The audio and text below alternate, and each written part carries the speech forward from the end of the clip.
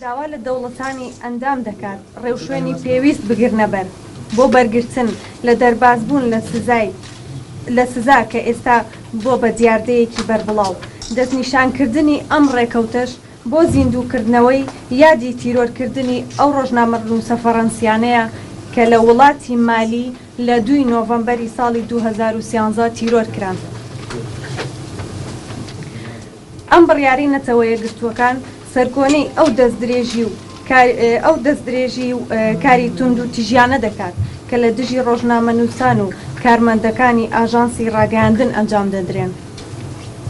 داواش لە وڵاتانی ئەندام دەکات کە تەواوی هەوڵ و تواناکانی خۆیان بخەنەگەڕ بە مەبەستی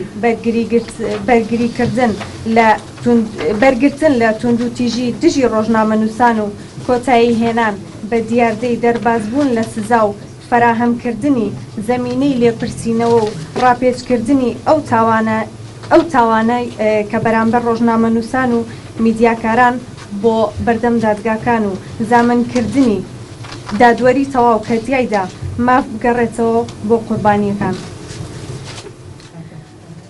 بۆ قوربانیانی تیرۆری ڕۆژنامە نووسان لە کوردستان و عێراق و جیهان فەرمون با دقەیەک بە بێدەنگی بۆ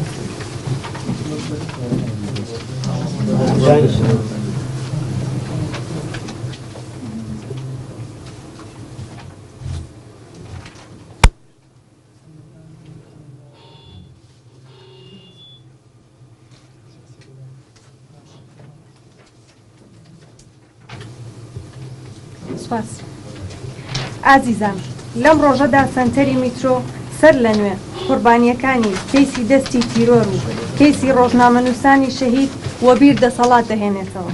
ڕەحمان غەریب باوتارەکەی پێشکەش. بەخێر بێن سەرچاو ئامادەبوانی بەڕێز لە کاتێکە ڕۆژی جیهانی دەرباز نەبوون لە سزا کۆ دەبینەوە ئامارەکانی توموتیژی بەرامبەر بە ڕۆژنامە نووسان لە هەرێمی کوردستان بەداخەوە بەرەو هەڵکشانە.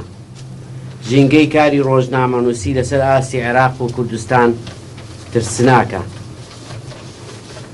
لەگەڵ ڕاگەیاندنی پرۆژەی نەتەوەی گرتووەکان بۆ کارکردن لەسەر دیاردەی دەرباز بوون لە سزا ئێمە شەریکەکانمان لەوانەش ڕێکخراوی پاڵپشتی میدیای نێودەوڵەتی IMS کارمان کردووە بۆ گەڕان بە شوێن باشترین میکانیزم تا بکوژانی ڕۆژنامە نووسان لە سزا دەربازیان نەبێ. بۆ ئەمە بەستەش بەردەوام لە چالاکی یاسایی و جەماوەریماندا ڕامانگەیاندووە. کەیسی ڕۆژنامە نووسانی شەهید، سۆرانی مامەحەما، سەردەشت عوسمان، کاوە گەرمیانی، عەبدوستار شەریف کەیسی کراوەن تا بڕیاری قایل کرد لەبارەی ئەو کەیسانەوە دەدرێن. دەربازبوونی تاوانباران لەو تاوانانەی بەرامبەر بە ڕۆژنامە نووسان ئەنجامیەدەن نەک تەنها سەروەری یاسا دەخاتە ژێر پرسیارەوە و متمانەی هاوڵاتیان بەرامبەر بە دەستگای دادوەری لاوازەکە، بەڵکو ئەوە دەردەخاکە نیازێکی قوڵ لە ئارادا بێ، نیازێکی قوڵ لە ئارادا بێ بۆ بێدەنگکردنی ڕۆژنامە نووسان بەرامبەر بە گەندەڵی و پێشێلکاریەکانی مافی مرۆڤ. ئازیزان، ئەگەر ئەمانەوێت دەوڵەتی یاسا بین، نابێت تەنها شانازی بە دەرکردنی یاساوە بکەین. شانازی ڕاستەقینەمان بە یاساکانمان ئەو کاتە دەبێت کە یاسا هێزی ئەوەی هەبێ هیچ تاوانێ لەم نیشتیمانە بەبێ سزا تێنەپەڕێت. دەپرسین چۆن شانازی بە یاساکانمانەوە بکەین کاتێ ڕۆژنامە نووس دەکوژرێ، کەناڵی تەلەڤیزیۆنی دەسووتێنرێ، ڕۆژنامە نووس بە فیشەکی هێزی چەکدار بریندارەکرێ، کەناڵی تەلەڤیزیۆنی و کارمەندانی لە شارێک یاساغ دەکرێن و کارمەندانی شار بەدەر ئەکرێن، کەلوپەری ڕۆژنامە نووسی دەشکێنرێ. ئەگەر ئەم تاوانانە بەبێ سزا تێپەڕێن، ئیتر چۆن بڵین یاسا دەمان پارێزێ؟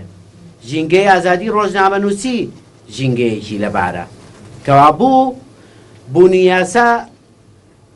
بوونی یاسای کاری ڕۆژنامە نووسی مانای ئەوە نییە ژینگەیەکی نمونەیی بۆ ڕۆژنامە نووسانی ئازادی ڕۆژنامە نووسی لە ئارادایە ژینگەی نمونەیی دەرباز نەبوونی تاوانبارانە لە سزا.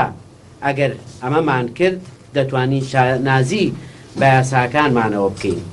لەم بۆنەدا سەر لە نوێ چەخت لەسەر داخوازی ڕۆژنامە نووسانی کوردستان دەکەینەوە لە کۆتایی هێنان بە توموتیژی و سەر لە نوێ لێکۆڵینەوە لە دۆسیەی تیرۆری ڕۆژنامە نووسان و هەر بژین. بەڵێ بینەران ئەوە بەرینەها ژوەڕە